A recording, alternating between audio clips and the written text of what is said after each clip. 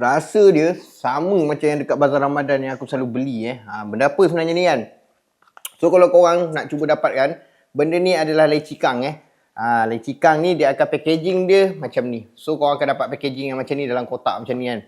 So korang boleh pilih sama ada korang nak gabungkan dengan leci kang. Leci kang ni siapa-siapa yang pandai makan boleh lah cuba juga. Tapi macam aku prefer leci kang luar aku try kan. Sebab leci kang ni aku tak pernah rasa, mungkin akan datang lah baru aku rasa. So kalau korang nak dapatkan benda ni, leci kang ni nak buat dia memang sangat mudah. Korang hanya perlu tuang dalam mangkuk saja, macam contoh mangkuk yang aku guna ni. Okay, kemudian korang letaklah air batu. Korang letak ikut suka hati korang lah, nak sejuk macam mana pun. Kalau demam tu, korang lah yang demam kan. Okay. Nak minum panas pun boleh. Mungkin kalau panas korang boleh campur sikit lah air suam kan.